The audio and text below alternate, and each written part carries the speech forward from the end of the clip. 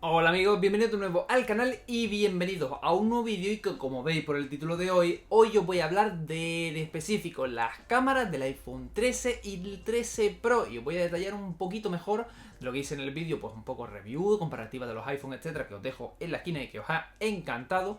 Pero hoy no vamos a comparar iPhone, sino vamos a comparar únicamente las cámaras, con lo cual vamos a entrar un poquito más en detalle, ya no en aspectos de pantalla ni audio y compañía, sino solamente al apartado de fotografía y vídeo de los nuevos iPhone 13 y 13 Pro. Que tanto el Pro como el Pro Max, cuando diga Pro me refiero a los dos porque son exactamente iguales. Y vamos a ver un poquito por las calidades de estas nuevas cámaras que han añadido de nuevo, que es bueno, que no es tan bueno, etcétera. Vamos un poco a repasar el tema de las cámaras, tanto fotografía como obviamente también el apartado del vídeo, que hay bastantes novedades. Así que empezamos. Si os parece, vamos a empezar por el apartado descriptivo, por lo menos de los iPhone 13. Es decir, vamos a empezar por los 13 en el apartado hardware, luego iremos por los 13 Pro y luego iremos al apartado del vídeo. En cuanto al hardware, el iPhone 13 prácticamente es igual al que teníamos en el 12. Un sistema de cámara dual con un ultra gran angular y un gran angular. No hay aumento en cuanto al zoom, ni en cualquier otro tipo de cámara que se incluya, etc. Dos cámaras que se quedan exactamente igual, salvo porque estas cámaras son un poquito mejores. En el caso del ultra gran angular, es decir, la lente con más campo de visión, la cámara se queda exactamente igual a nivel de número F, es decir, a nivel de diafragma. No va a conseguir mayor calidad ni mayor luz, pero sí que Apple ha dicho que le ha puesto un nuevo sensor que es más rápido, no más luminoso, han dicho más rápido. Y con esto dicen que las fotografías con ultra gran angular, en el caso de que sean fotografías oscuras, consigue captar más detalle, sobre todo en los extremos. Que esto veremos que sí que se mejora en las versiones Pro, así que quédate hasta el final. La cámara que realmente sí se mejora en este iPhone 13 es la cámara gran angular, que obtiene un nuevo sensor. Este ya no sería más rápido, sino que sería nuevo, que sería además más grande. Y con esto, por lo general, los sensores cada vez que si son más grandes obtienen más luz porque los micrones pueden ser más grandes. Los micrones son el apartadito que a cada megapíxel se encarga de recoger la luz, así dicho en 20 segundos. Y eso lo que va a conseguir es que las imágenes que consigas con tu iPhone sean a una ISO, es decir, o sensibilidad de la película más baja y por lo tanto con mayor detalle. ¿Esto qué va a provocar? Pues que las fotografías cuando están normales en iluminación van a ser con más detalle, o que cuando vayas a fotografías oscuras puedas conseguir mayor detalle o menor ruido, es decir, que no aparezcan, que aparecen con grano pixelado, etc. Pues eso va a ocurrir en las fotografías oscuras. Y esto se debe en gran medida a ese nuevo sensor que es todavía un poquito más grande, en este caso hasta 1,7 micrones. Los cálculos que ha hecho Apple es que con este nuevo sensor obtienen hasta un 47% más de luz en esta fotografía. Y ya sabéis que en fotografía la luz lo es todo. Más cambios a nivel de hardware. Aunque la cámara se quede también a 1.6 y el sensor sea más grande y obtenga más luz, además han puesto que el sensor sea estabilizado y no sea la óptica. Algo que era una tecnología que el año pasado únicamente vimos en el Pro Max en una de sus lentes. Pues bien, eso llega directamente al 13 y luego lo veremos también en el 13 Pro duplicado. Y es que el sensor es el que tiene la estabilización, como ocurre en mi cámara o en cualquiera de las cámaras profesionales. El sensor es el que está estabilizado y no la lente, que también puede estarlo, y jugar entre las dos. Con esto conseguimos tan buenas cosas tanto en fotografía como en vídeo, pero a nivel principal lo que consigues es que con el sensor estabilizado no estabilizas la óptica, con lo cual reduces un poquito espacio, o dejas la óptica estabilizada y consigues más estabilización en el tema del vídeo. Y sobre todo que a nivel de fotografía, cuando el iPhone lo tienes en un movimiento, etcétera, o vas caminando, o tienes que hacer una foto rápida, o tienes fotografías a baja luz que tienes que mantenerte más tiempo, ese pequeño movimiento puede provocar una trepidación que con el sensor estabilizado reduce, y al reducirla pues puede bajar aún un poquito más los pasos en lo que es la velocidad de obturación, y con eso conseguir fotos más luminosas. Por todo ello, el modo noche ahora pues va a ser mejor. Y ya está, no hay la verdad mucha cosa en el 13 normal, pero vamos al 13 Pro, que este sí que cambia prácticamente todas las cámaras. Empezamos con el ultra gran angular, una cámara que sí que se mejora a número F, es decir, a nivel de diafragma, en esta lente del Pro. pasando a tener en este caso 1.8 de los 2,4 que teníamos anteriormente. Con lo cual ahí vemos que ganamos bastante luz.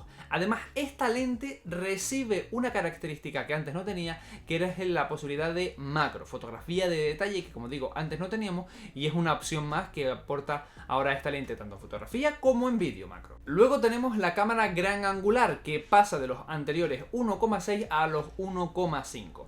Y luego tenemos el teleobjetivo, que pasa del 2 al 2,8. Es de verdad que aquí sí que oscurece un poquito, y esto ha venido dado porque Apple ha puesto un zoom más largo. El año pasado en el iPhone Pro teníamos un aumento de por 2 y en el Pro Max un aumento de 2,5, y este año los dos iPhone reciben un aumento de por 3. Ese aumento de objetivo lo que conlleva es una reducción a nivel pues de imagen en cuanto a la... Veremos en las pruebas cuando el iPhone llegue si esto se compensa un poco a través del procesado, de sensor, etc. Y es que los sensores en este nuevo caso de los iPhone Pro pues obviamente también vienen estabilizados como expliqué en el 13, y también tienen nuevos sensores, al menos en la gran angular, pues para tener mayor cantidad de luz. Y repito, zoom por 3, que no veáis ahí por 6. Por 6 es el rango del ultra gran angular al final del zoom. El zoom únicamente es por 3. Además, este año sí que vamos a obtener una mejora en el HDR, que es un HDR inteligente de hasta 4 fotos, cuando el año pasado teníamos hasta 3. Y aparte de eso, además a estas fotografías le vamos a poder utilizar filtros fotográficos, que son, pues si yo entiendo que el JPG de los iPhone pues deja el contraste bajo, o deja la saturación muy alta, o deja la temperatura siempre muy fría, como por ejemplo ocurría con los iPhone 11, que lo dejaba muy cálida, y en los 12 para mí se quedaba incluso demasiado fría, pues tú puedes hacer pequeños filtros que siempre estén regulados para que cuando tú los actives ya eso pues se ponga a tu gusto y un poco ser un poquito más profesional. Pero ojo, que hable de filtros no quiere decir que sean los mismos filtros que luego puedes aplicar tú en post-edición o que aplicas sobre toda la foto. No, estos filtros se aplican única y exclusivamente sobre el parámetro que tú quieras. Es decir, si yo quiero subir el contraste, únicamente toca el contraste, y además Apple asegura que no afecta los tonos de nivel de piel, algo muy importante, sino simplemente al contorno general de la fotografía, y se hace antes de que Apple en el iPhone cocine la foto y la transforme en el JPG, que como sabéis ya es el archivo cocinado ya directamente por Apple, entendiendo su colorimetría y no un archivo RAW, que luego eso habrá que entenderlo en el RAW cómo acaba afectando en el Apple RAW, que sabéis que salió el año pasado. Por lo tanto, no es lo mismo que subamos el contraste luego en postedición, que subirá el contraste sobre toda la imagen, o la temperatura será sobre toda la imagen, a que lo hagamos antes con los filtros fotográficos que afectarán a la imagen sin afectar a los tonos de piel, que me parece un matiz muy importante. Y hasta aquí lo que viene siendo el apartado del hardware y demás en el plano fotográfico. Como vemos, en resumen, fotografías con más luminosidad, con más estabilización, aumentos en cuanto al hardware poco pero bueno, es decir, aumenta en cuanto a la calidad bastante y aprovecha un poquito más los nuevos sensores y también el tema de la luz, sobre todo en modos oscuros. Pero vamos al apartado del vídeo, que ese sí que creo que este año ha dado un salto más cualitativo. Y es que el año pasado ya teníamos 4K 30 frames por segundo con una estabilización muy buena, pero este año Apple ha decidido implementar dos mejoras. Con estas cámaras vamos a poder seguir haciendo todo exactamente igual que el año pasado, 4K 30 frames, también posibilidad de cámaras lentas y todo exactamente igual, pero vamos a añadir dos cositas. Una que está solamente en los Pro y otra está en los dos iPhone. La que está para los dos iPhone es el nuevo modo cinemático, algo que se rumoreaba bastante junto con el modo retrato, y resulta que son una conjunción de ambas cosas.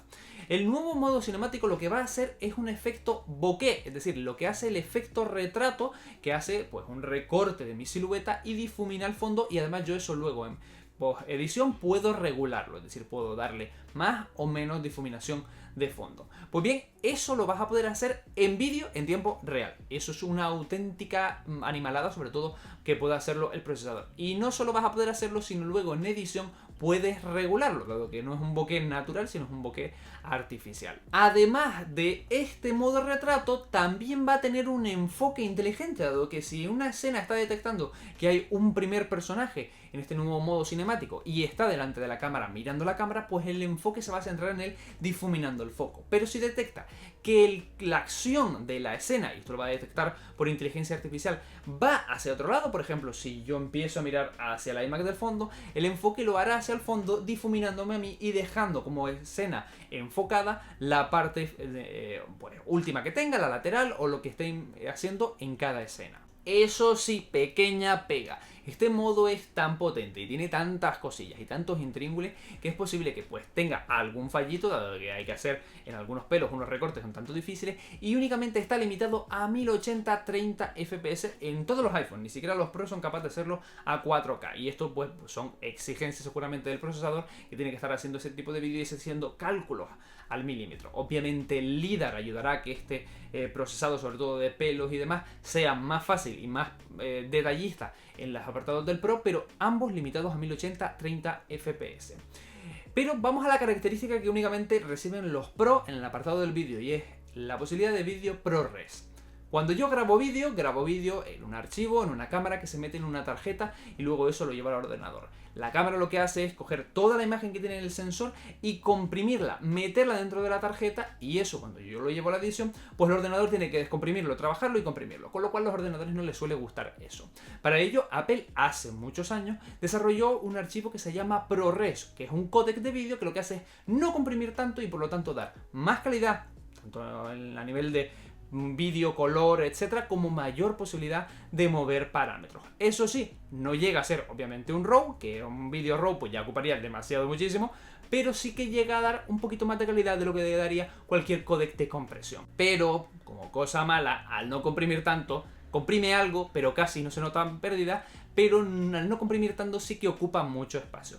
Por ello, este apartado de vídeo ProRes solamente está en los Pro y además está limitado según el almacenamiento. Si tienes un iPhone 13 Pro o 13 Pro Max de 128 GB, podrás hacer vídeo en ProRes a 1080. Si quieres la versión 4K tendrás que irte a 256 y siguientes capacidades de los iPhone. Y es que, como digo, este tipo de archivos ocupan bastante, por no decir mucho. A mí me hubiera gustado, de verdad, que hubieran puesto para todos los modelos y ya quien tenga 128 que sepa lo que está haciendo, pero para no jugársela creo que Apple ha decidido decir 1080 para que no te ocupe relativamente mucho, y si quieres 4K necesitas más capacidades porque, como digo, ocupa bastante, pero da una posibilidad más a nivel vídeo. Y esto es en definitiva las novedades que tenemos en las cámaras. Unas novedades que es verdad que no son asombrosas, pero sí que vienen a seguir la pauta de que las cámaras de los iPhone cada vez son mejores.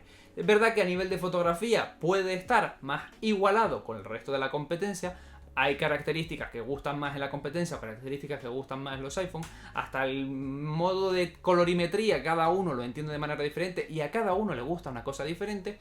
Pero hay que reconocer que en el apartado del vídeo no hay rival. Es una arrase por todos los lados ahora mismo como están los iPhone. Y tú me vas a dejar aquí en la parte de abajo qué te ha gustado de las nuevas cámaras, qué no, qué características, etcétera. O si te vas a pillar un iPhone, qué características de cámara son las que más te interesan o más te gustan. A mí personalmente, el ProRes, el modo cinemático y la lente macro, y sobre todo los nuevos sensores para obtener más luz, me ha gustado muchísimo y creo que es un poco el resumen de hoy. Y si quieres más vídeos como este, aquí te suscribes al lado campanita y, como no, tienes mi Twitter, Facebook, Instagram, Twitch, etcétera, donde analizaremos muchísimas de estas cosas y obviamente también en el podcast. Nos vemos en el próximo vídeo del canal y hasta la próxima.